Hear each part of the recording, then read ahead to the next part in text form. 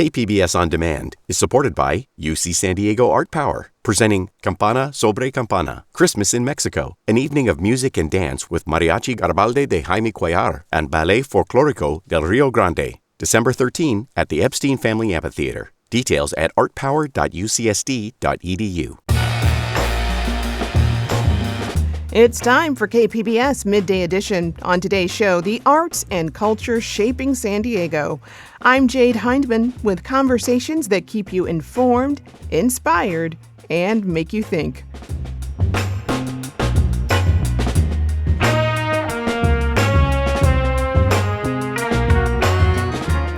The West has a long history of Black Cowboys, and a new documentary called High Horse highlights that.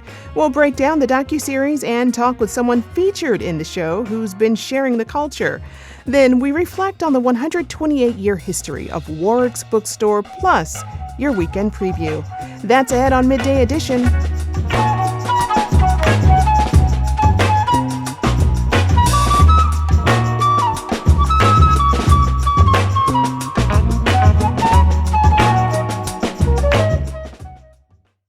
Documentaries expose us to slices of history that may be overlooked by traditional media. Jordan Peele's High Horse docuseries explores the real history of Black Cowboys in the American West. In 3 episodes, the series underscores the defining influence of Black Cowboys and Black people, from the rodeo to fashion and music. Here's a sneak peek. If there were no Black Cowboys, then America would not exist. Ride on, King Jesus! What, you want proof? No man cannot deny me! The Black Cowboy was intentionally removed from the story so that we can create the myth of the American white cowboy. As soon as cowboy became a cool thing was exactly when they took that from us. You know, white people really got some nerve. Well, joining me to talk about the significance of the series is Professor Olutoyosi Aboderin. She's an assistant professor of History and Africana Studies at the University of San Diego. Professor, welcome to Midday Edition. Thank you. I'm so happy to be here. So glad to have you. So we just heard that clip from the trailer, and it speaks to one of the central questions in this series, which is, who erased the history of the Black Cowboy? How is that question addressed in the series? Yeah. First of all, I loved the series. It was so well done, so well put together. But the series actually addressed 2 different myths here. First, that there was only the white cowboy. And secondly, it really questions what the lived experiences of African Americans were after the Civil War. Hollywood would have you believe that African Americans were mainly in servant-like roles like the maid and the butler, maybe sharecropping. However, we learned through the documentary and through the history that that was not their only lived experiences. In fact, many of them moved to the West and became cowboys. Wow. Well, tell me more about Hollywood's role here in the portrayal of the American cowboy we typically see and the exclusion of Black people from that portrayal. Yes. So the cowboy has been whitewashed. Whitewashed in 2 ways. Literally whitewashed, where we only are seeing white cowboys, but also in the narratives that we are seeing about the cowboy. In Westerns, we are taught that the white cowboy, the American cowboy, is the hero, the victor, the good guy, the winner. And oftentimes, indigenous people are depicted as the enemy, the aggressor, the villain that needs to be defeated. We can't even have this conversation about Black cowboys without acknowledging the indigenous history and Native history of those who were forced out of their lands, those who were killed, those who were dislocated with this history and during this time period. But Hollywood, and even prior to Hollywood, there were novels, dime novels, that were cheap novels that were put together mainly by white men from the East Coast who wanted to fictionalize what the West looked like. And that's really where we first get this image of the cowboy, the white cowboy. For some more history, even before that, white men weren't called cowboys. They were called cowhands. In fact, cowboys, that term was specifically only for Black men, right? They wanted to reinforce this dynamic of inferiority between Black men and Black men and white men specifically. Yeah. Not until the late 19th century and the early 20th century with literature and with radio shows and with television and film do we start to see the shift of this term cowboy now put on the white man. So it's really fascinating. It is. How in the series you have all of these voices, that we see in popular culture who really explain this history. How does the series selection of Black experts and voices really help us unpack this central question of who erased the history of the Black cowboy? Oh, yeah. They had such a great group on there to speak to this history. We had a mix of scholars. We had musicians, artists. We had farmers on there. Episode 2 really spends a lot of time on land and land ownership and broken promises, not only for the Black community, but for indigenous communities as well. And the USDA's involvement with some of those broken promises. But you had a mix of social media influencers on there. Lene Vinay is one of kind of the hosts that helps guide us through this. We have journalists like Brea Baker, who honestly, I feel she really led us through every single episode. Her voice was prominent in every episode, and she did such a great job of really connecting this history for us, and especially connecting it to land and power. So they all did such a great job. I think for me, I was so surprised and excited to see Pam Grier on there. Yes. As someone who loves Black film and television, we just finished up, we're about to wrap up my Black film class, and we talked about the Blaxploitation era, and Pam Grier specifically and her contributions to the Blaxploitation era. But I had no idea that she was living like this. Yeah, I had no idea her significance on the ranches, and just, oh my goodness, I was so blown away, so happy to see that. We also saw Miss Tina Knowles on the series, and I was so happy to see them speak to country music and discrimination there. And she did such a great job of really breaking down for us what happened with Beyonce and Cowboy Carter. And, it's just such a diverse group of voices, but intentionally picked in a way where you were constantly engaged throughout the series, but you also were able to have multiple perspectives. Well, as a film scholar, I'm sure you have some critiques of the series. Anything come to mind? Yeah, so I want to start off by saying I genuinely enjoyed this series. I am a tough critic. I'm very picky, especially when it comes to history and how we're depicting the history, how we're telling that story. My only critique would be I believe they should have spent a little more time fleshing out the history of Buffalo Soldiers. While that history is complicated and very controversial, I don't think we can brush past that. And I would have loved to see that fleshed out more. And for anyone who doesn't know who the Buffalo Soldiers were, these were formerly enslaved and also freed Black men specifically who were eventually allowed to be a part of the U.S. Army. Segregated, right? But they specifically worked to expand the West, expand American territory. I also would be remiss if I didn't mention Manifest Destiny during this time period, right? This idea that America was divinely ordained to expand to the West, and not only to expand, but to spread capitalism, and what that did to the people who were already existing there, right? We could spend a whole day talking about the Mexican vaqueros, right?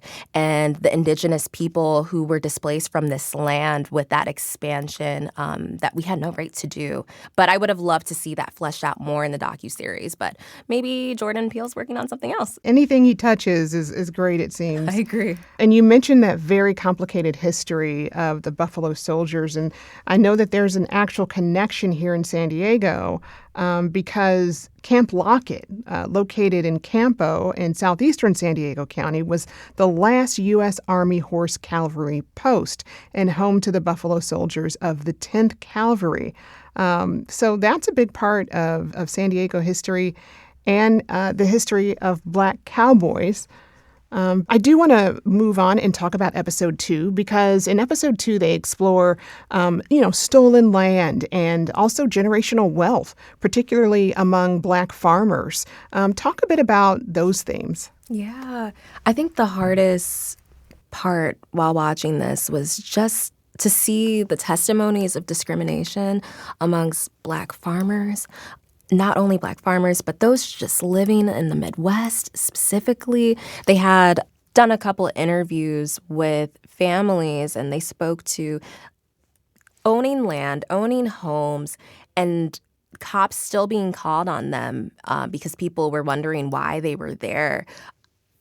There was a story also about the Hatley family and how they named a horse Black Lives Matter because they wanted to hear that every single time they called out the horse's name, every time that horse won. And I'm not going to give any spoilers for anyone who plans to watch the docuseries, but that story, I was in tears hearing what happened and how they were treated, how they are still treated to this day. So many testimonies of land being stolen from these Black people under eminent domain, right?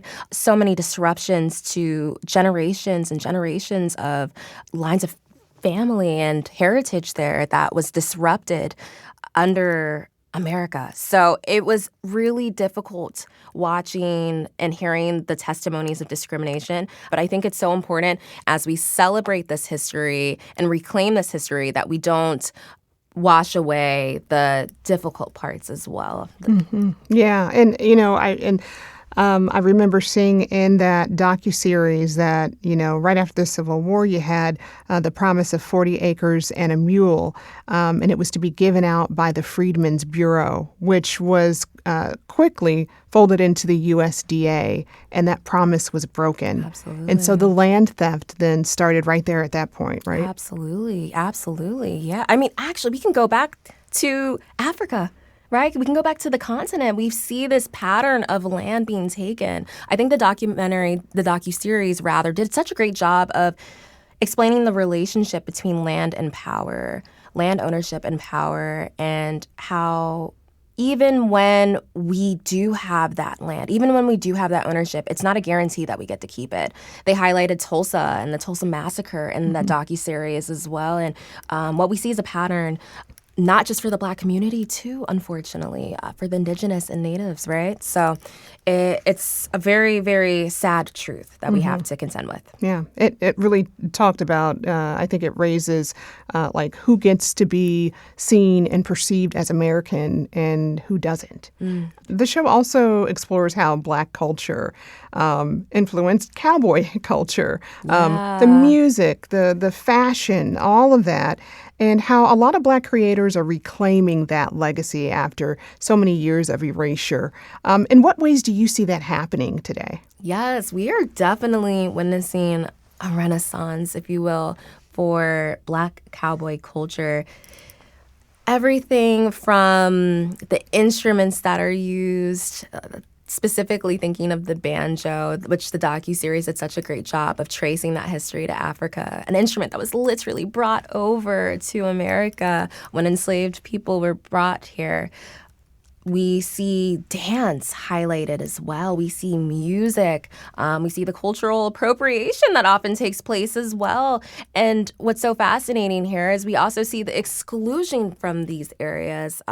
We saw Lil Nas X and his story of first being on the country charts and then switched to the hip-hop charts because they didn't fully believe that his music fit the country genre. And we know Beyonce also had a very similar journey with not being accepted within this genre, even though she traces her roots in the South, right? Generations and generations of families in the South.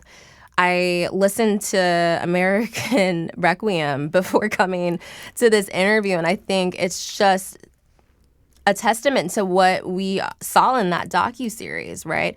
The depth to what we believed America was and the rebirth of what it can be and what it really was, right? So I am so happy to see and witness so many people happy to celebrate cowboy culture now and cowboy fashion and all of the things. It's really, truly beautiful to see because it's our history. Indeed. And if you want to check out High Horse, the Black Cowboy, the docuseries is streaming now on Peacock. I've been speaking with Professor Olutoyosi Aboderin. She's an assistant professor of History and Africana Studies at University of San Diego. Professor, thank you so much. Thank you for having me. This was fun.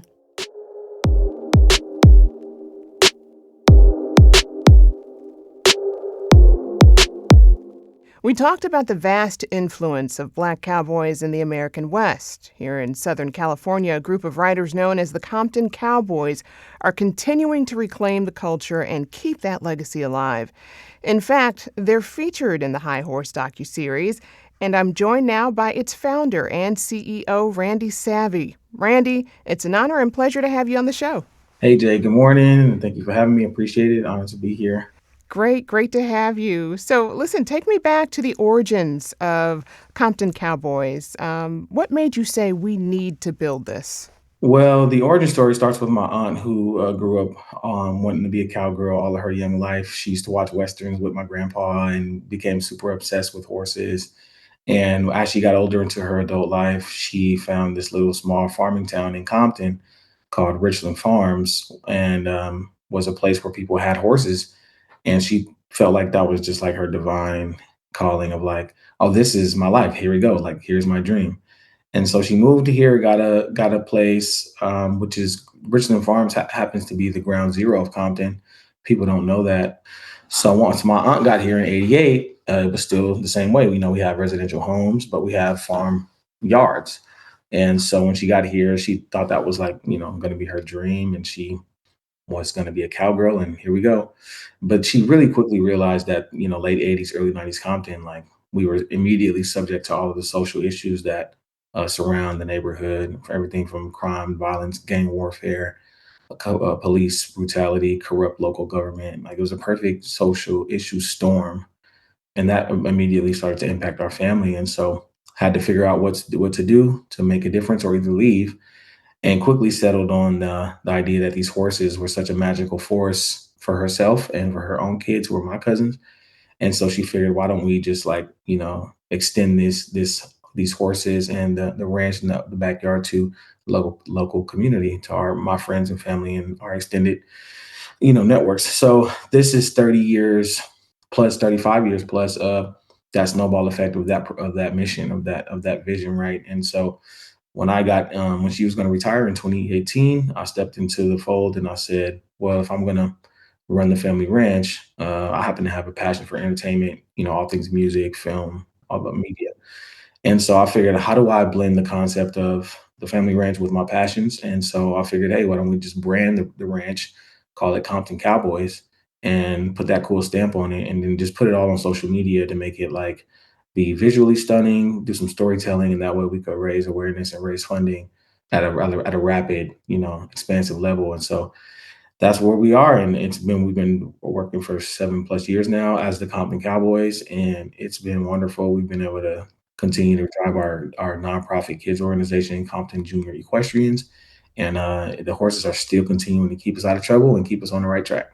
Wow. Well, the documentary shows how writing is like a refuge from trauma and so many other things. What's something the cameras captured that people rarely understand about the emotional side of the work that you do? I think that if you notice that when people are around horses, there's just this really radiant joy that comes from the spirit, and I think that the cameras did a great job of showing that with our group and with other individuals and groups that were highlighted. Horses are very special creatures. They have done so much for our society and our civilization, and so much for our human experience since the beginning of their time and ours. And so we're doing everything we can to keep pushing that narrative, to keep pushing that agenda forward, especially here in Compton, where we need that spirit, right? Our city has had some challenges, and I think that the horses can be the future to the next era, which is wellness, togetherness, love, and community. Talk a little bit about who gets to be part of Compton Cowboys. Compton Cowboys actually has a very specific membership. There's 5 cowboys and 1 cowgirl. And was especially designed around our little unit that actually grew up together on the ranch in the backyard through my aunt's program, the Compton Junior Posse. And so it wasn't just like a random selection of individuals from the neighborhood. It was literally our cohort that we already had from the beginning of our little young lives, that we stayed together and had a friendship throughout all these years. So I just said, hey, we're already together. We already have this love for horses in our background. We have an opportunity to take it forward and pay it forward to the next generation of kids, and to be able to be, build an enterprise, build something Black that is loud and proud, and that we own, and that we're going to be able to pass down to our kids. And it's just such a benefit to the community and to all of our individual lives. And it's just been so wonderful. So we're very happy and proud to do it. But our group is specific. We ain't taking no new members. Come I'm on. not recruiting. I'm not recruiting. Well, we'll make some honorary Compton Oh, Cowboys. okay. All right. My goal really is to be able to establish chapters and networks, right? So, we'll be able to say, go to another city and say, this is the Cowboys of that city. There's Cowboys all over America. And we've already seen some clubs start to like pop out. Clubs like the Atlanta Saddle Club Association, the Charlotte Cowboys, the Copper State Cowboys out in Okay. Arizona. And it goes on and on. Is there anything unique to California about Black cowboy culture? Yeah, I think unique to California is the extra style aesthetic that we add on top of the actual lifestyle and the work that goes into it, right? California, especially being in LA, we take our aesthetics and our fashion sense up a notch, being that, Hollywood is in our backyard and we got this cool, but what LA is known for is being like cool, chill people. So I think that California Cowboys, we're a lot more oriented towards like a coolness, a style factor, and a lot more of a lenient, laid back style, because we don't get the inclement weather, and we don't, there's not a lot of um, harsher environments to deal with. So our horses living pretty good. They are basically coastal, and we're coastal, so we try to keep the coastal vibes intact. I mean, tell me more about that, because one of the things High Horse does is show how Black riders really disrupt the mainstream idea of who a cowboy is. So, I mean, tell me about your intentionality here. Is there a little extra swagger, a little extra twang in your step, or when you're on top of a horse? I mean, tell me about that. Yeah, the intentionality for us is to show that cowboys are not just hardcore like Southern ranchers. The cowboy ideology is just being about someone who loves the community, loves family, loves the animals, loves the land, and wants to do everything to bring all of that into one great ecosystem and share it with others. And so that's what we're trying to do, is show that, make the idea of the cowboy relatable to everyday new audiences, because I think a lot of times in our industry it seems very elitist and closed off, and there's so many barriers to entry, including financial, cultural, racial, and otherwise, that we think are just not important, or just don't have to be. It doesn't have to be true.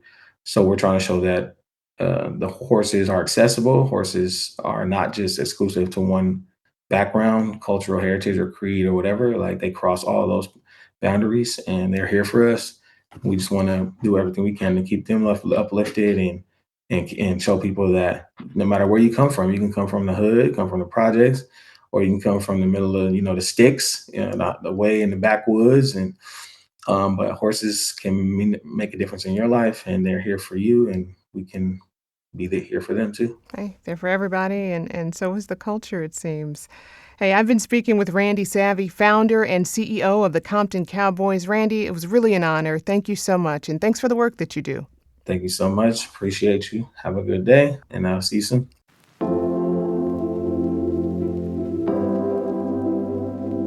Coming up next, Nancy Warwick shares memories of growing up in her family's beloved La Jolla bookstore. We're closed on Sundays, so my parents, in the early years when they took over the store, my sister and I would just run around the store, and we would sneak out inappropriate books, which was really fun. We reflect back on the 128-year history of Warwick's. KPBS Midday Edition is back after the break.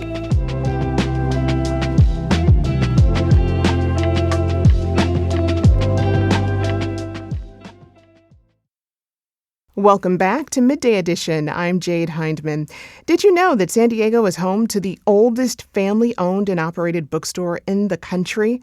Well, that honor belongs to Warwick's Bookstore in La Jolla, which is celebrating 128 years. KPBS arts reporter Beth Accomando spoke with its owner, Nancy Warwick, about the beloved indie bookstore's long history. Take a listen. So give us a little history on Warwick's and how it started and how it ended up with you. My great-grandfather opened the first Warwick's in 1895 in Mankato, Minnesota. And he actually grew up in Iowa. And the day after he graduated from high school, he walked to the local bookstore and asked for a job. And he became a bookseller.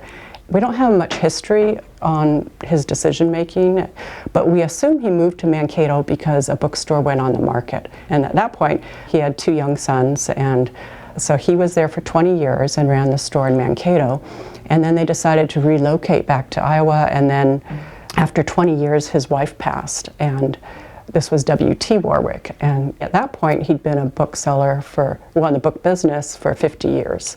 And his sister was an artist and lived in La Jolla, and he'd visited her and absolutely loved La Jolla. And a little bookstore called Redding's, located in this same building, was up for sale at the time. So he purchased Redding's, changed the name to Warwick's, and relocated to La Jolla. In a rather short period afterwards, he married the former owner of Redding's. So she was owner of both Redding's and Warwick's over the course of her life.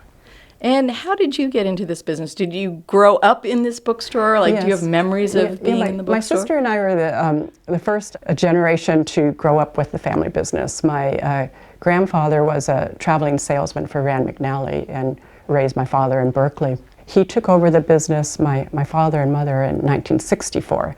And it was really great because my parents always included us from a young age. They would ask our opinions, they would tell us stories. They'd be funny stories, they'd be sad stories, they'd be stories of shoplifters, and they always included us and they always asked our opinions. But the really great thing they did is they never pressured us to take over the store. I wasn't expecting my parents to retire when they did at that time in my life. My parents retired right when they turned 65, and my grandmother had worked till she was 98 years old, and so she was actually still working at the store when they started their retirement process. I love the store. It's just kind of in my blood. It's so much a part of my life. So I took over the store in 1996-97. But the store is, it's such a great atmosphere. It has a great group of employees. There's employees who've worked here over 30 years. And we have this wonderful customer base. And people who shopped here when they were a child are now bringing in their own grandchildren. And men love the store, women love the store, old, young. So whole families can come in here and have a really fun time together because there's so many different things to shop, and they like the culture of the store. And then there's lots of sentimental days where one day there was a woman who was just quietly crying up in gifts, and a customer. And I went up to her to ask her how she was doing, and she said, "This is the anniversary of my mom's passing, and every year we came once a year to Warwick's, and we each got to spend $20. And she goes, "It was our special place." And it was such a beautiful story. And what's so surprising is we have so many stories like this. There was a wonderful story of a customer who came in who he didn't have long to live, and he mentioned to Tammy, a bookseller, how much he wanted to read that book before he passed, and he didn't have much time left. And so she gave him an advance reader's copy, and he had time to finish it, and he died a short time after he finished it. And his wife afterwards came in and said that meant so much to him. He absolutely loved that book, and for somebody to be going through the dying process and be finding that much joy and comfort in this book, and for us to have been able to be part of that story was very meaningful. This has diverted kind of from the basic history, But it's when I was thinking about this interview today, what I love about the store is the magic of it, because whether there's the magic of our events program at night, which it's like a whole different entity, but there's the magic of all these little encounters. And I was straightening cards once, and I heard these two women were giggling away and having such a great time shopping cards together, and one of them says, "I just want to be buried here someday."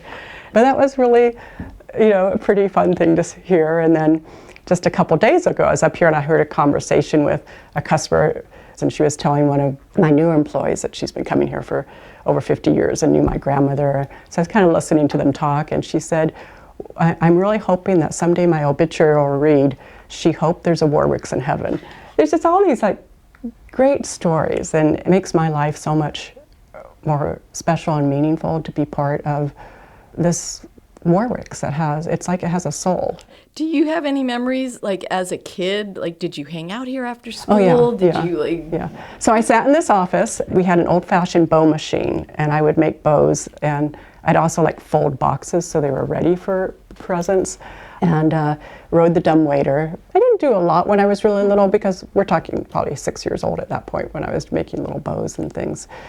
We were closed on Sundays, so my parents, in the early years when they took over the store, they'd come in to just work with my grandparents, and my sister and I would just run around the store, and we would sneak out inappropriate books, which was really fun. And what is it about being a bookseller? You've talked about, that you get all these wonderful memories, but is there something about books themselves that you really love, that you feel like you need to have a place like this to share them? The role of the independent bookstore, I can't overstate. I mean, it's the sense of connectedness between book lovers, that shared love of a great read and just wanting to hold it afterward and smile about it together. So there's the book discussions are my favorite discussions of all discussions that I could possibly have at the store, and seeing what excites people and the find, looking for that book, trying to match a person to the right book. And what are the challenges of being an independent bookstore? So we've seen big bookstores like Borders go away and a lot of buying go online. So what are you facing right now as the difficulties? Well, I think it's really important to keep in mind that we're a bookstore, but we're also office supplies, art supplies, gifts, stationery. So 50% of our sales are books, but that represents also 50% of the size of the sales floor. But very important to our identity and our success and well-being over the years is our non-book side too. And it's really about the product, in terms of making sure people are finding things they're excited by that they don't find easily online, or they understand better when they find it in person. I like to carry a lot of fair trade and handmade things from around the world. So it's eclectic. And we have customers that come in every day of the week. It's their morning routine. Or we have customers that bring their dog in every day of the week for their cookie. And the dogs literally drag people in. It's so smart to have dog biscuits in any kind of store. But also being very respectful of history and tradition. And so creating a balance between what's new and what's important to keep and what's valued. Really good customer service is critical. And then we have a really great price range too. So part of our success is definitely that we're in an affluent neighborhood where a lot of people, can easily afford hardbacks, and a lot of people like to read hardbacks and things like that. We're just lucky that we have that demographic. But it's also true that you can come in here and find lots of funky, weird little things that are, less than $5. It's understanding our community. It's supporting the community, whether it's helping with local fundraisers, supporting local authors. So if you had to kind of define the personality of Warwick's, how would you describe it? I have to say, it's interesting to talk about as a personality, because I do almost consider it has its own life separate from us. I don't know how it happened, but somehow the environment of the store makes people feel warm and safe. I think part of that is intrinsic to books, but also it's about having so many long-term staffers who really like the customer. I mean, it's a warm atmosphere, and there's a lot of sharing of stories. Do you have a favorite book section, personally? Oh, well, I love literary fiction. I'm up usually on the front tables with scanning the literary fiction. I love historical fiction, and I am particularly drawn to stories that deal with women's rights issues, Civil War, World War. I tend to like, it could be historical or contemporary, but really understanding what people are experiencing in their lives in different parts of the world that are cultural or political or social issues. My favorite book, one of my favorite books in my all my reading life has been There Are Rivers in the Sky. I don't know if you read Elif Shafak's book. And after I read that, I read every single book she'd written, and loved Ocean Vuong, Emperor of Gladness. So a lot of what I read, honestly, is sad, but I'm very attached to these different authors that I'm reading. What do you see for the future of Warwick's? I'd like to work as long as I can work. So I don't have an exit plan, which I'm just turned 63 and I'm really healthy. I'm not going anywhere for a long time, I hope, but I will have to start thinking about what will happen next so that we continue the store. Do you have kids who might take it over? Yeah, no, he's into artificial intelligence, and this is not his personality at all. So, yeah. And unfortunately, we have a really tiny family, so there isn't anybody, there's not another Warwick left to take it over. So that's an odd one to figure out. That was Nancy Warwick, the fourth-generation owner of Warwick's Bookstore, speaking with KPBS's Beth Accomando.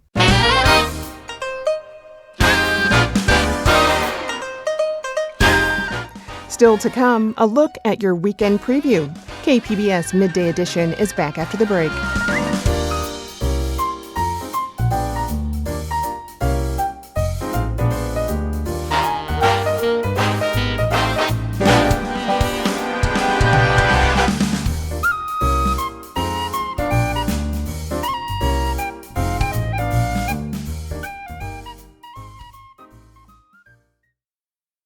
Welcome back. You're listening to KPBS Midday Edition. I'm Jade Hindman. For our weekend preview, we have new visual art, gift markets, and mutual aid, plus a few festive holiday options.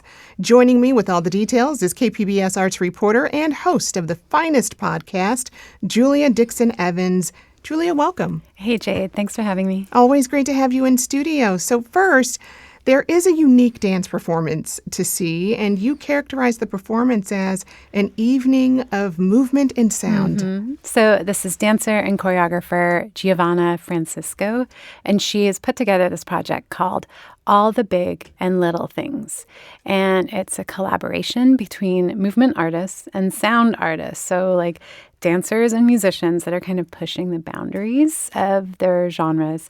And Francisco said that the idea was to look at how the lived experience inside and outside the body sometimes seems different, whether for the big things or the little things. I think I was thinking about how, like with all the crazy things going on in the world, sometimes it's a lot to take on internally, and we don't necessarily show that all of the time, because it might not be socially acceptable or just doesn't feel right. And sometimes that healthy separation is nice and it feels good, but at the same time it can take a lot of weight. And I think as a dancer, I'm very aware of how I feel all the time in my physical body. So I was noticing how taking on the weight of things with things in my family or things just in the world and the chaos of everything all the time, and how it would make me feel heavy and it would translate into my movement.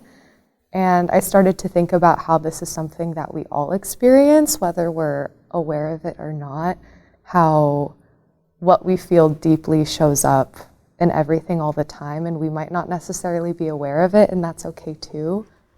And Giovanna Francisco worked with musician and composer Zain Shram-Besnoy to put together the sound, coordinate the sound artists. And here's Zain.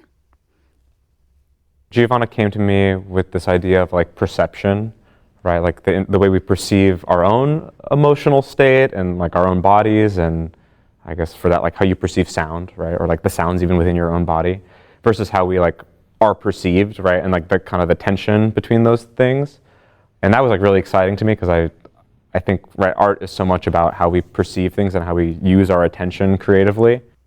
And that sounds like pretty deep, right? But it's also really fun, like with these strange and unusual instruments and sounds. There's a harp and then like multiple guitars all tuned slightly differently. There's also stuff like a slide whistle, a clarinet, this like string of bells, and a ball bouncing on a hand drum, and a harmonica that he actually like sings into.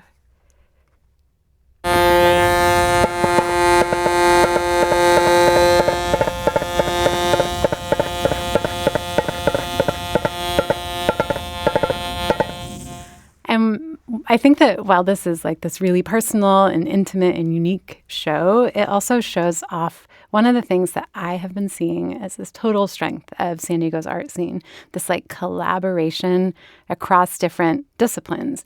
You see it with musicians that are working with dancers like this, or visual artists and theaters or film festivals or poets. And it's just this rich way of building and exploring community and also reaching or connecting with audiences differently. Yeah. So performances are Friday and Saturday night at 7:30 at the City Gallery in San Diego City College. So this will be like in the round rather than a traditional stage setting. It should be really one of a kind. And the tickets are donation-based. Sounds like a very unique show.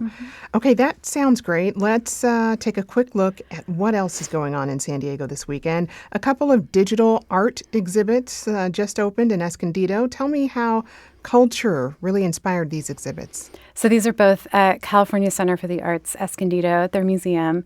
One is a group exhibition with really inventive works from digital culture, from video game designers, video game artists around the world, including one from San Diego, Victor Castaneda H., his Break City VR game.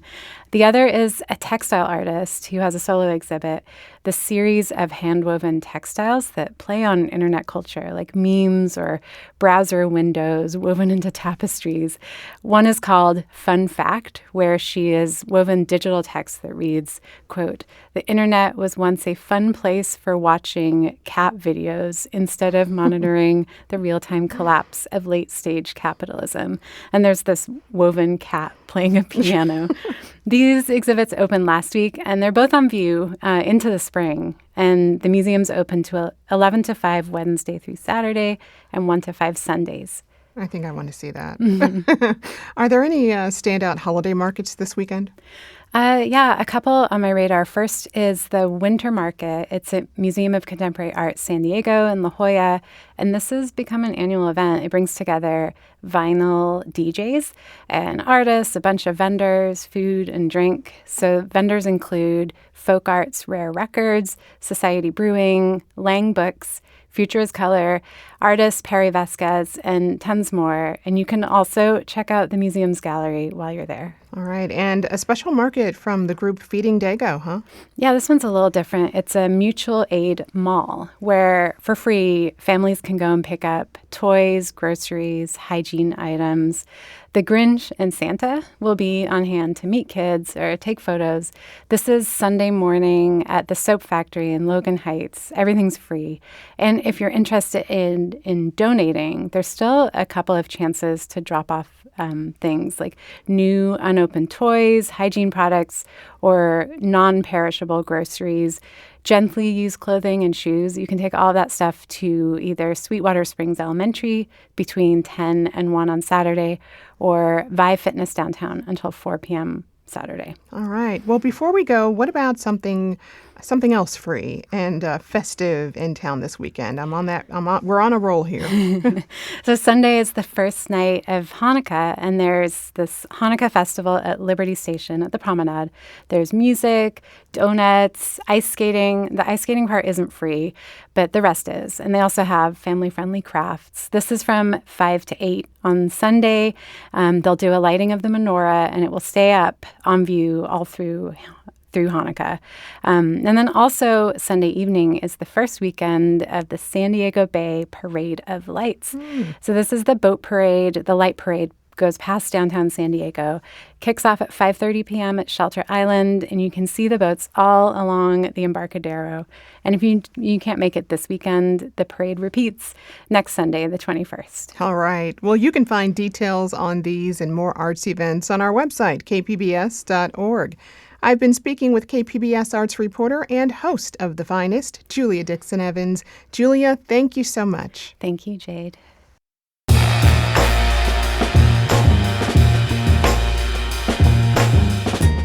That's our show for today. I'm your host, Jade Hindman. Thanks for tuning in to Midday Edition. Be sure to have a great day on purpose, everyone.